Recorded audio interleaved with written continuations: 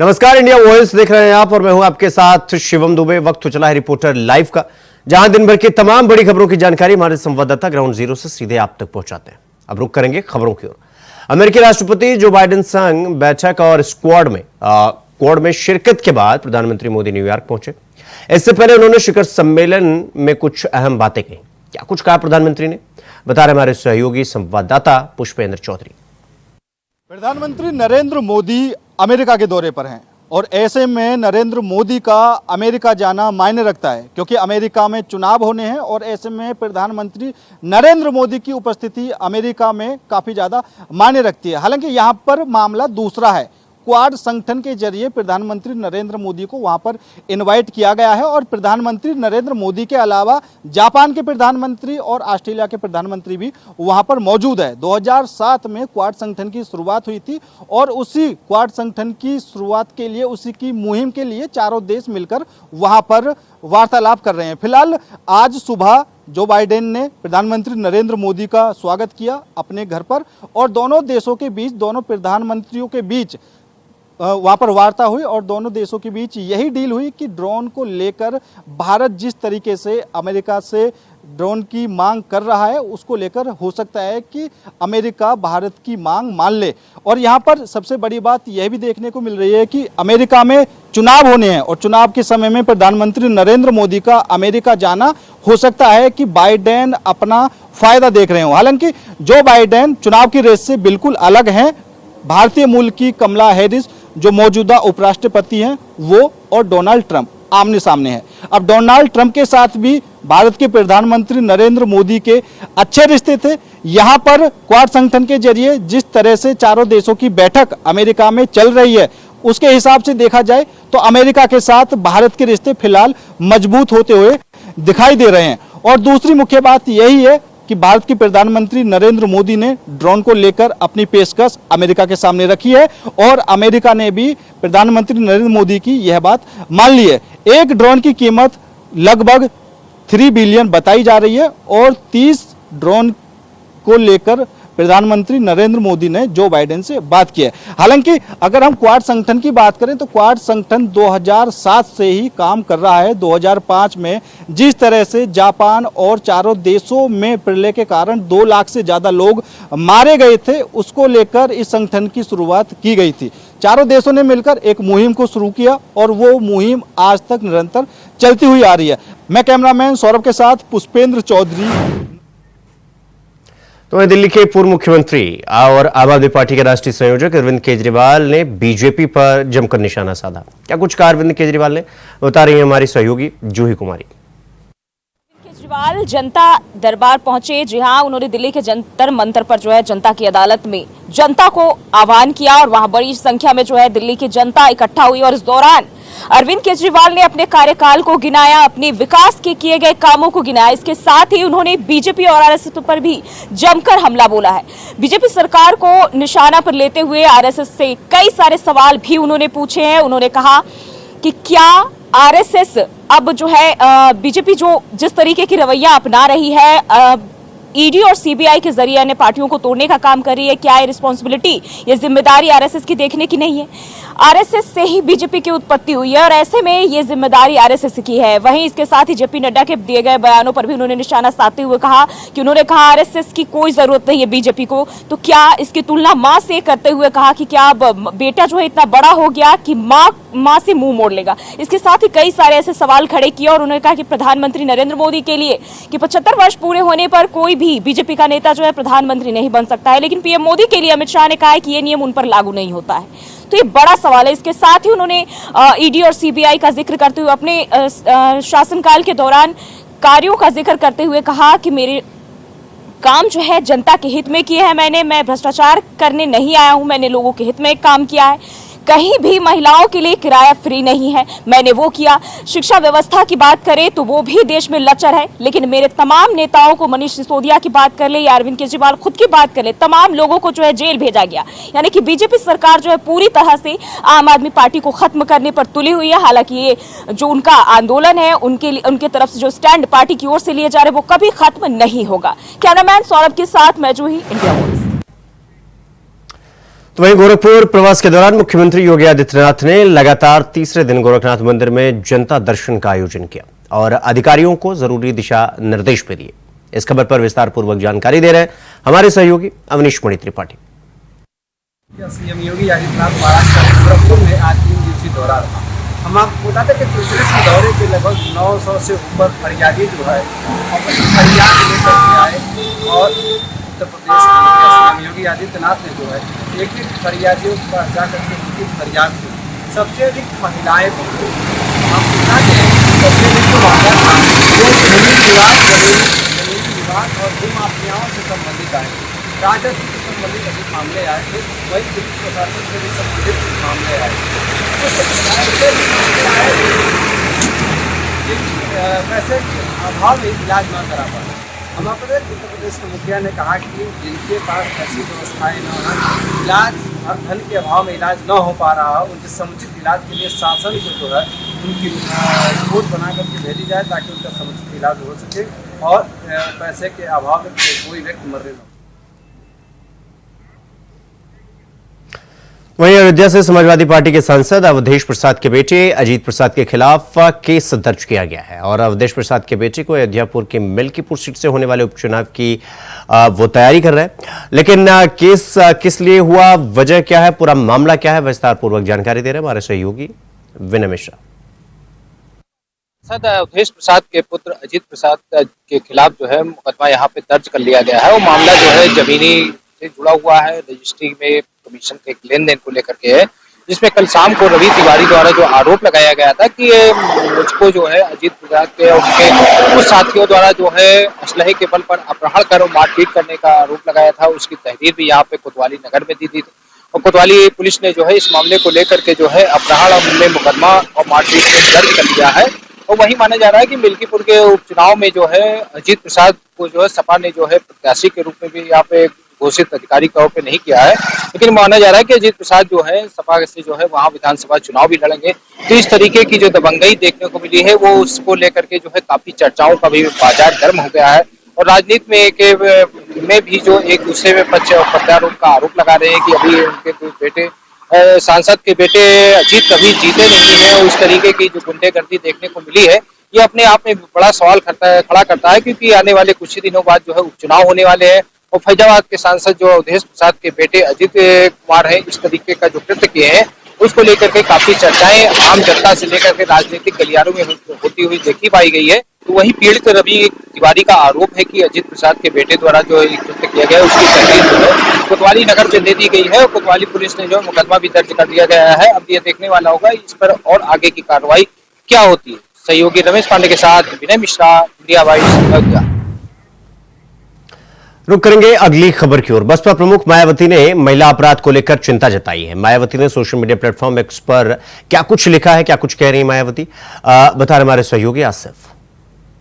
प्रमुख मायावती ने एक बार फिर से महिला अपराध पर होने वाली राजनीति को लेकर चिंता जताई है और साथ ही साथ सरकार और पुलिस की कार्यशैली पर सवाल भी खड़े किए हैं। हालांकि जिस तरह से बसपा प्रमुख मायावती लगातार महिला अपराध को लेकर चिंतन कर रही हैं और साथ ही साथ सवाल भी खड़े कर रही हैं, इससे यह माना जा रहा है कि एक बार फिर से बसपा प्रमुख मायावती एक्टिव नजर आ रही हैं।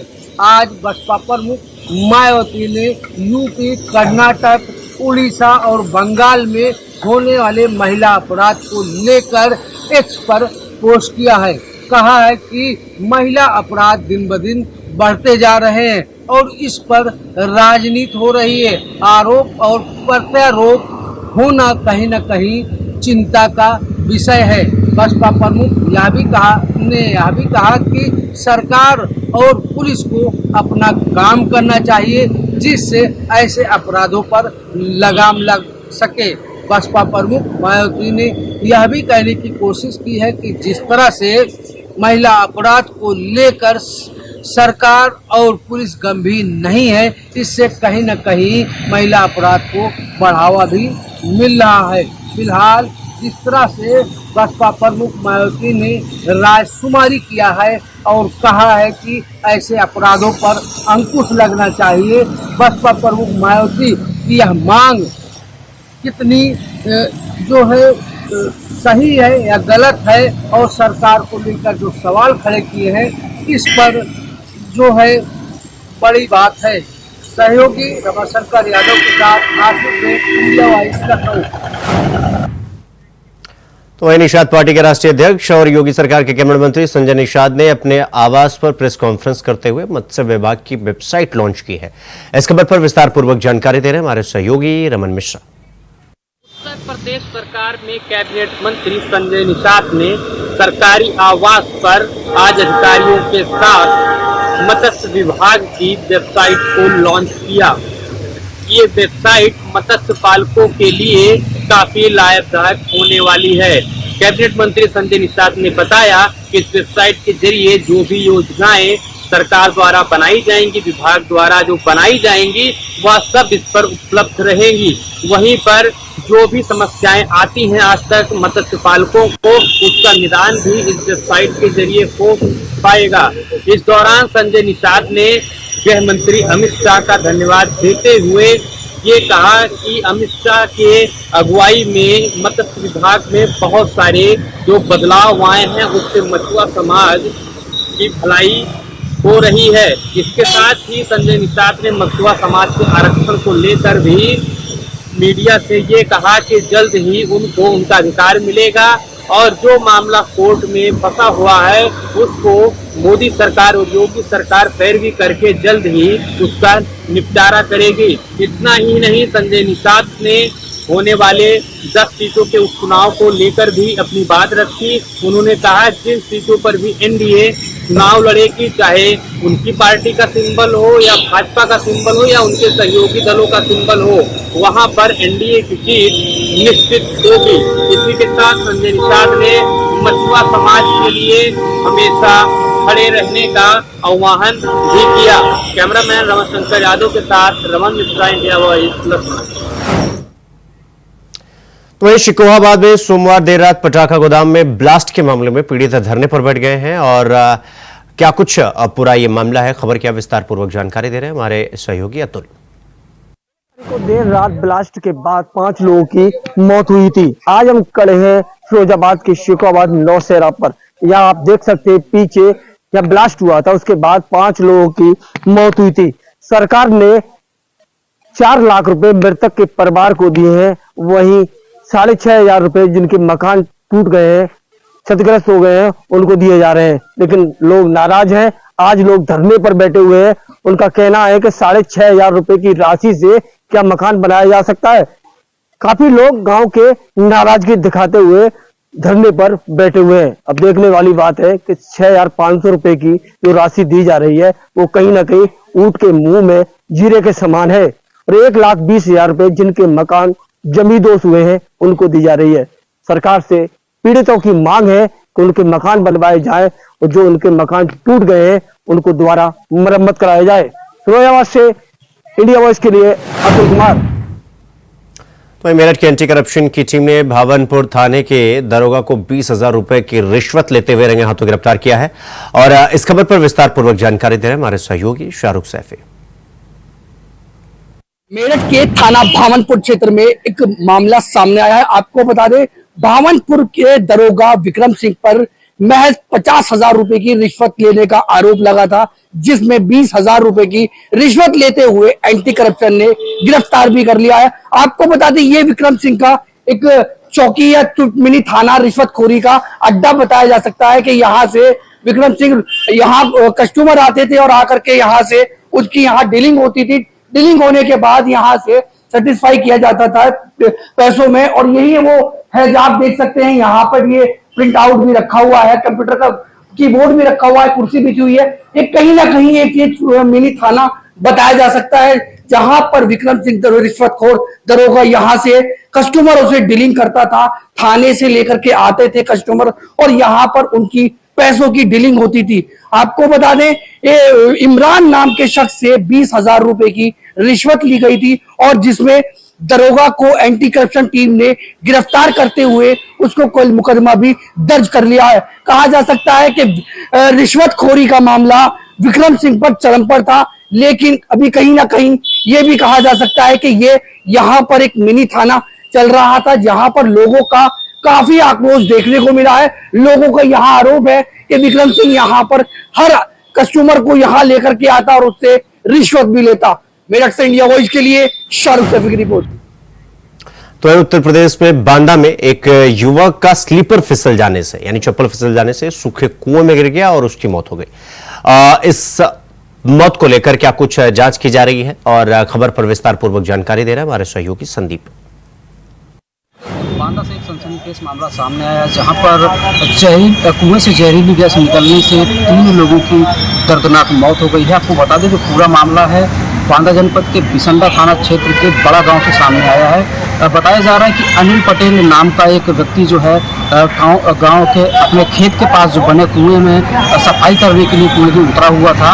अचानक कुएं के अंदर से एक जहरीली गैस निकली, जिसके बाद वह बेसुध होकर के कुएं के अंदर ही अचेत हो गया था। उसके बाद जैसे ही स्थानीय लोगों को पूरे मामले की जानकारी लगी तो वहां पर लोगों ने पहुंच करके उसको बचाने का प्रयास किया और बारी बारी से 2-3 लोग वहां उस कुएं के अंदर उतरे, लेकिन जैसे ही 2 लोग जब कुएं में बचाव करने के लिए अनिल को उतरे थे, वहीं पर वो लोग भी अचेत होकर के गिर गए थे। उसके बाद ग्रामीणों के द्वारा सूचना मिलने पर स्थानीय पुलिस और प्रशासनिक अधिकारी मौके पर पहुंचे और पूरे मामले को संज्ञान में लेते हुए रेस्क्यू ऑपरेशन चलाया गया। रेस्क्यू ऑपरेशन घंटों ऑपरेशन के बाद उन 3 लोगों को कुएं से बाहर निकाला गया और बाहर निकालने के बाद तत्काल एम्बुलेंस की सहायता से बांदा के राजकीय दुर्गा मेडिकल कॉलेज में उनको भर्ती कराया गया, जहां पर डॉक्टरों के द्वारा उन्हें देखते ही मृत घोषित कर दिया गया। वहीं पुलिस की अगर बात करें तो पुलिस ने तीनों के शवों को कब्जे में लेकर के पंचनामा करते हुए पोस्टमार्टम के लिए भेज दिया गया है।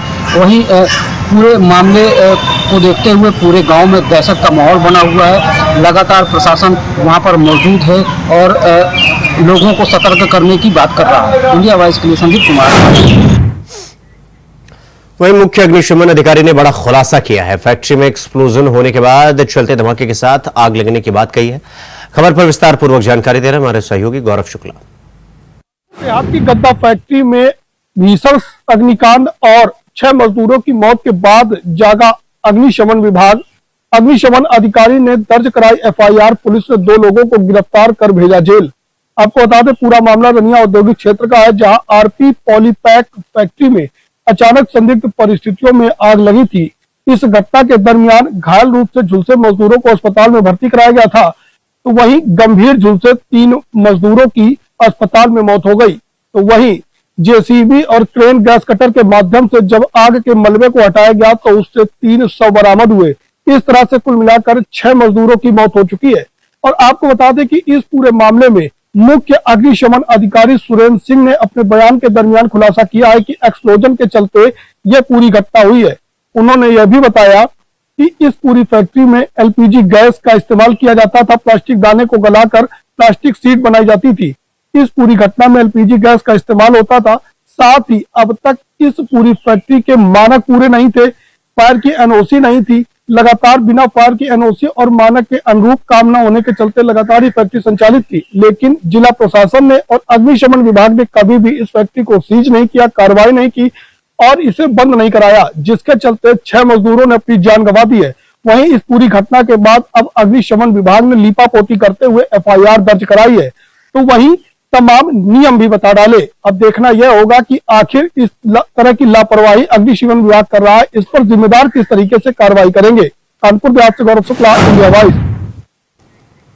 तो अगली खबर मैनपुरी से है, जहां भाई ही भाई की जान का दुश्मन बन बैठा है और उसके दोस्तों के साथ मिलकर सगे भाई को मौत के घाट उतार दिया। इस खबर पर विस्तार पूर्वक जानकारी दे रहे हैं हमारे सहयोगी मुकेश कुमार। मैनपुरी के करहल क्षेत्र में भाई ने ही संपत्ति को लेकर कर दी भाई की हत्या। जी हाँ, आपको बताते चले घटना देर शाम की बताई जा रही है, जिसके बाद संपत्ति को लेकर 8 साल पहले भी राकेश के भाइयों ने और उनके साथ गोली मारकर उनको वो जान से मारने का प्रयास किया गया था। तब उनको हाथ में गोली लग गई थी, इसके बाद वह बच गए। मगर कल देर शाम जो घटना हुई, इसके बाद संपत्ति को लेकर भाई ने ही भाई की लाठी डंडों से सरियों से पीट कर हत्या कर दी है। मौके पर पहुंची घटना की सूचना पर मौके पर पहुंची पुलिस ने, जहां जो घायल थे राकेश कुमार जी को उनको सैफई पीजीआई भेजा गया, जहां उपचार के दौरान उनकी मौत हो गई है। तो वहीं भाई ने भाई की हत्या की जो सूचना है, जो खबर है, उससे हर आदमी आहत हो रहा है। आखिर संपत्ति को लेकर भाई ने ही भाई की आखिर हत्या क्यों की है, इस ऐसी गुत्थी को सुलझाने के लिए पुलिस अधीक्षक विनोद कुमार सिंह मौके पर पहुंचे, घटनास्थल का निरीक्षण भी किया है। तो वहीं सीओ क्षेत्राधिकारी जो कर रहे हैं संतोष कुमार सिंह, उन्होंने मौके पर पहुंचकर जो वेपन्स हैं, असले हैं, कुछ असले बरामद हुए हैं और लाठी डंडे जिनसे घटना को अंजाम दिया गया था वह भी बरामद कर लिए हैं और परिवारी लोगों से घटना को लेकर पूछताछ जारी बनी हुई है। तो वहीं राकेश कुमार की पत्नी ने घटना को लेकर कई अहम सवाल ऐसे बताए हैं। उनकी पत्नी की तहरीर पर 5 लोगों पर मुकदमा पंजीकृत कर लिया गया है। तो वहीं 2 अज्ञात के खिलाफ दर्ज की गई प्राथमिकी। अब पुलिस पूरे मामले की छानबीन शुरू कर दी है। देखना है कि राकेश कुमार के हत्या करने वाले कब तक गिरफ्तार होंगे। मैनपुरी से इंडिया वॉइस के लिए मुकेश। तो रायबरेली जिले में एसपी की कार्रवाई से पुलिस महकमे में हड़कंप मचा हुआ है और आखिर क्या कुछ कार्रवाई की गई है और हड़कंप क्यों मचा है, विस्तार पूर्वक जानकारी दे रहे हैं हमारे सहयोगी राजू तिवारी। रायबरेली पुलिस अधीक्षक डॉक्टर यशवीर सिंह ने कमान संभालने के बाद रायबरेली में एक साथ 50 सिपाहियों को लाइन हाजिर क्लोज किया है। बता दें कि ये तबादला खास तौर से कहा जा सकता है कि रायबरेली की बिगड़ी हुई पुलिसिंग व्यवस्था को चुस्त दुरुस्त बनाए रखने के लिए पहला कदम इनकी तरफ से उठाया गया है। बता दें कि रायबरेली में अपराध की बाढ़ आई है और लगातार हत्या, लूट जैसे अपराध लगातार बढ़ते हुए जा रहे हैं। तो कहा जा सकता है कि रायबरेली की कमान संभालने के बाद पुलिस अधीक्षक रायबरेली के द्वारा ये पहला कदम है। हालांकि इस कदम के बाद देखा गया है कि पुलिस महकमे में हड़कंप का माहौल देखने को मिल रहा है। हालांकि आपको बता दें कि इसके बाद पुलिस अधीक्षक रायबरेली डॉक्टर यशवीर सिंह के द्वारा थानेदारों का भी तबादला बताया जा रहा है। लेकिन अब देखने वाली बात होगी कि जिस तरह से उत्तर प्रदेश सरकार की मंशा है कि अपराध पर लगाम लगाया जाए और अपराधियों को सलाखों के पीछे भेजा जाए, इस कसौटी पर कितना खरे उतरते हैं और किस प्रकार से रायबरेली की बिगड़ी हुई पुलिसिंग व्यवस्था पटरी पर लाते हैं, ये तो देखने वाली बात होगी। लेकिन जिस तरह से रायबरेली की पुलिसिंग व्यवस्था को चुस्त दुरुस्त बनाए रखने के लिए पहला कदम उठाया गया है इनकी तरफ से, कहा जा सकता है कि ऐसे में जो रायबरेली पुलिसिंग व्यवस्था है उसमें इसका खासा असर देखने को मिलेगा। क्योंकि जिस तरह से लापरवाही बरती जा रही थी, साफ तौर से कहा जा सकता है कि स्थानीय पुलिस कर्मियों की लापरवाही के चलते आए दिन नई नई घटनाएं पनप रही थी और अपराधियों के हौसले भी बुलंद देखे जा रहे थे। तो ऐसे में कहा जा सकता है कि जिस तरह से पुलिस अधीक्षक के द्वारा एक कदम उठाया गया है, ऐसे में अब इनके द्वारा किस तरह से तबादला एक्सप्रेस चलाकर नए थानेदारों की तैनाती दी जाएगी और दरोगाओं को भी कहीं ना कहीं वो तबादला एक्सप्रेस चलाएंगे। तो ऐसे में देखने वाली बात ये होगी कि एसपी रायबरेली के द्वारा किस तरह से कदम उठाए जाएंगे और किस तरह से बिगड़ी हुई पुलिसिंग व्यवस्था को पटरी पर लाया जाएगा। Raju Tiwari, India voice, Raebareli. तो इस संबल में मंदिर में शराब पीने को लेकर विरोध करने पर एक पुजारी को विरोध करना महंगा पड़ गया। पूरा मामला क्या है, खबर क्या है, विस्तार पूर्वक जानकारी दे रहे हैं हमारे सहयोगी सतीश सिंह। पुजारी के लिए शराबियों से मना करने पर पुजारी को बेरहमी से पीटा गया है। हम आपको बताते चलें कि पूरा मामला जनपद संभल के थाना बनेठेर गांव का है, जहां पर एक पुजारी गांव में माता के मंदिर पर पूजा अर्चना करके सेवा करता है। यहाँ पे काफी लोग आते हैं और पूजा अर्चना करते हैं। वहाँ पर कुछ शराबी तत्व के लोग भी बैठते हैं और मंदिर में जाकर शराब पीते हैं। इसी को लेकर के पुजारी ने इसका विरोध किया तो पुजारी के लिए 3 लोगों ने बेरहमी से पीटा और पीटने के बावजूद इतना बदमरा कर दिया कि उसे काफी चोटें आई हैं। मौके पर पुलिस पहुंची और जांच में जुट गई है। पुजारी की तहरीर पर मुकदमा दर्ज कर लिया गया है और 3 लोगों के खिलाफ मुकदमा किया गया है, जिसमें एक आरोपी को गिरफ्तार कर लिया गया है। 2 आरोपी अभी भी फरार हैं। पुजारी का इलाज जिला अस्पताल में चल रहा है। पुजारी का कहना है कि मैं सेवा करता हूं, मैंने विरोध किया तो मुझे बेरहमी से पीटा गया और कहा अगर तूने पुलिस को बताया तो तुझे हम जान से मार देंगे। उसने ये भी कहा कि मुझे कहीं ले आना चाहते थे और कहीं मेरा टेटिया या गर्दन काटना चाहते थे। इसी को लेकर के मैंने अपनी जान बचाई। एक आदमी गांव का आया, उसने मेरी जान बचाई गई है। पुलिस का कहना है कि दोनों आरोपियों को जल्दी गिरफ्तार करके जेल भेजा जाएगा। अब देखना होगा इसमें क्या कार्रवाई की जाती है। कैमरामैन प्रसन्न के साथ मैं Satish Singh, India voice news संवाद। तो रिपोर्टर लाइव में आज के लिए बस इतना ही। देश और दुनिया की तमाम खबरों को देखने के लिए देखते रहिए इंडिया वॉइस। नमस्कार।